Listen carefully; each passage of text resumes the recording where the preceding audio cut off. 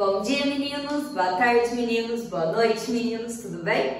Seguinte, pessoal, hoje nossa aula vai ser sobre verbos, tá? Nós vamos fazer uma introdução aos verbos, por isso que eu coloquei aqui de título verbo 1, ok? Porque nós vamos ter aí vários segmentos aí nessa sequência, ok? Primeiro vamos para a definição, gente. O que são verbos?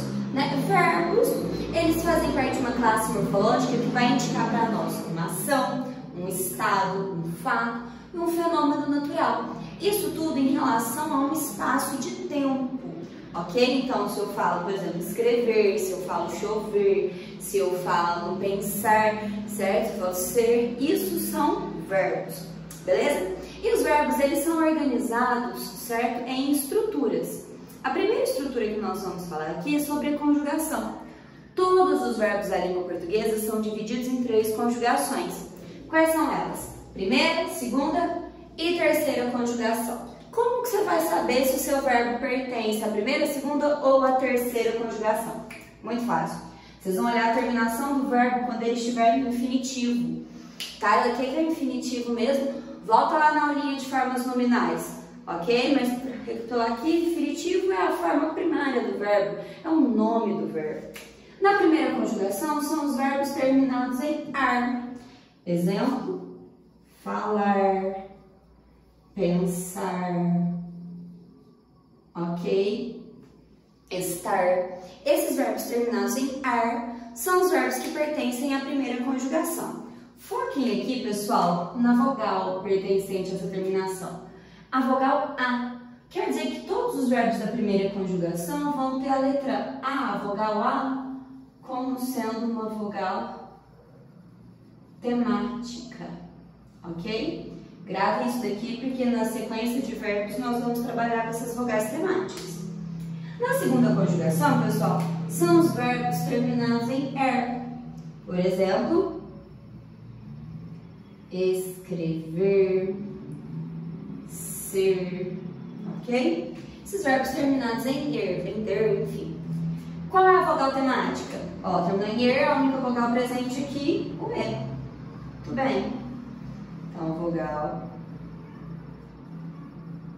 temática. Beleza? Ok, tranquilo. Terceira conjugação. Terceira conjugação, meninos, são os verbos terminados em ir, ok? Exemplo, partir, existir, ir, sentir, enfim, todos esses. Qual que é a vogal temática de ir? O I. Vogal temática. Beleza. Taila, e os verbos terminados em or? Porque a gente tem compor, depor, expor. Onde que eu encaixo? Boa pergunta essa sua. Você vai encaixar aqui na segunda conjugação. Por que você vai encaixar na segunda conjugação? Porque esses verbos antigamente, eles também terminavam em er. Antes era compor, expor, ok, pôr, tudo bem? Isso aqui é o que a gente tem para falar sobre conjugação. Tá, eu entendi como que é essa classificação, as 3 conjugações, tranquilo. Beleza, agora a gente vai falar das divisões dos verbos dessa classificação em relação aos paradigmas. O que são os paradigmas? De acordo com as diferenças, de acordo com as suas diferenças e semelhanças, as formas que foram cabidas, ok? Então, em relação a paradigmas, os verbos eles têm várias classificações. Eles podem ser chamados de regulares. Que são verbos regulares? São verbos, pessoal, que mantêm radical, certo? A gente já trabalhou radical nos outros vídeos, né? Que é a base da palavra. Então, os verbos regulares, eles mantêm radical e desinências. Ele vai seguir um padrão, certo? Então, verbos regulares, nós vamos colocar aqui que os regulares mantêm radical e desinências.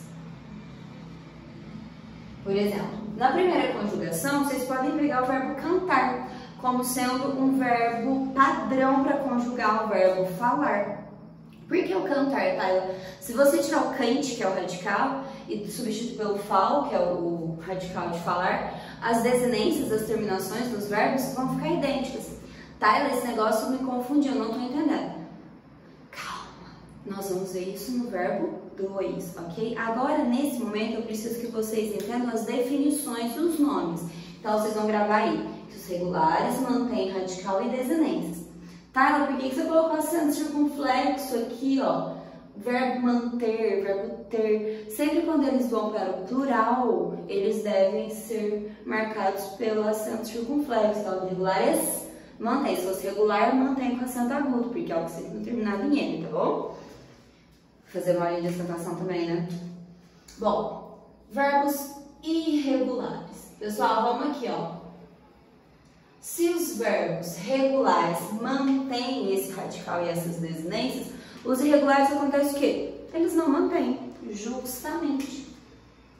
Eles não mantêm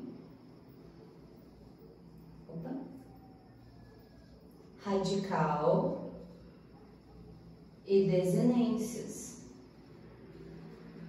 Ok? Ele não mantém. É o caso, por exemplo, do verbo dizer, eu digo, disse, certo? Ele não mantém um radical. Nós temos também os verbos anômalos.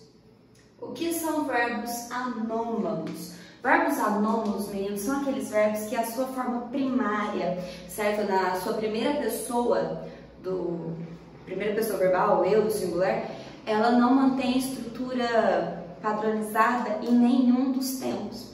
Muitos autores defendem que apenas o verbo ser e o verbo ir são anômalos, ok? Tá, não entendi. Como assim esses verbos, eles não mantêm sua forma primária?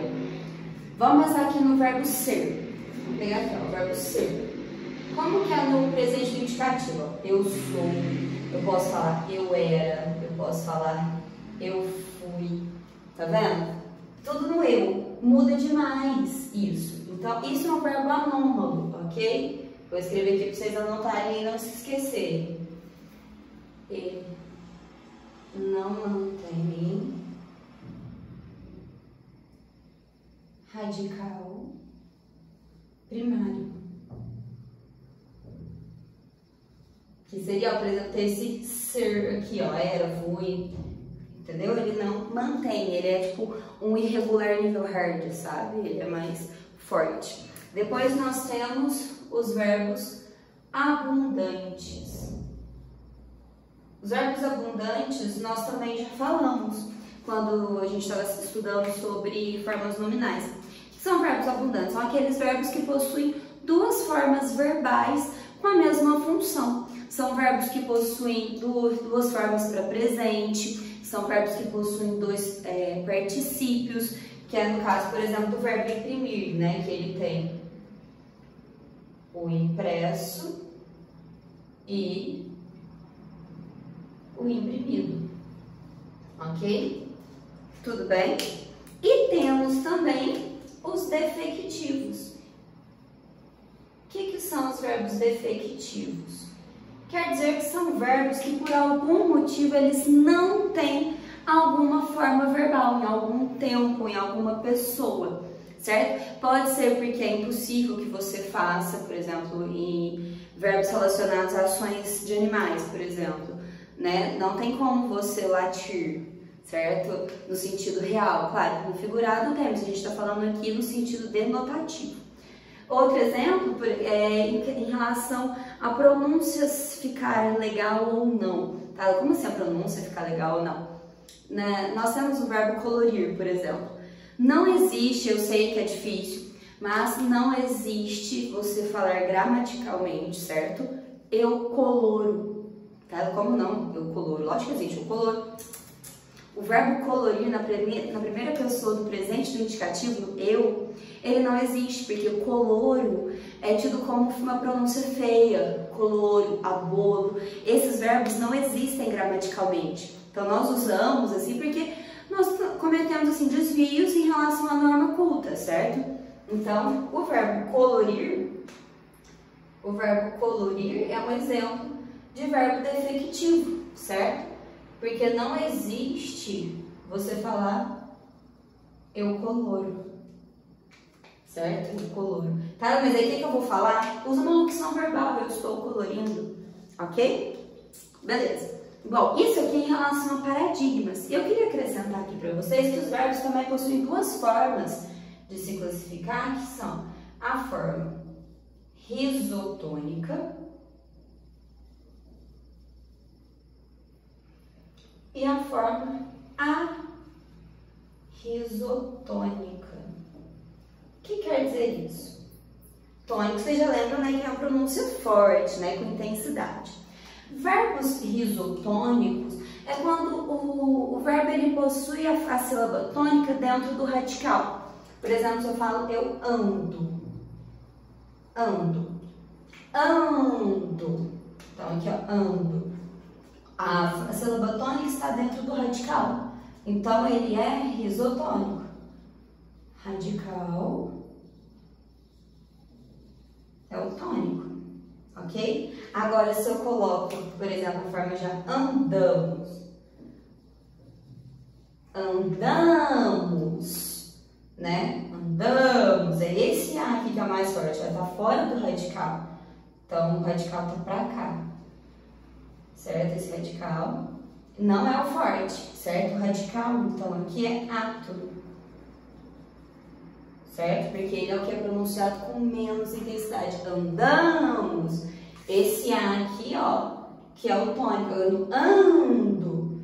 É esse daqui. Tudo bem? Então é isso, meninos. Verbos 1, check. Beijo, bons estudos e juízo.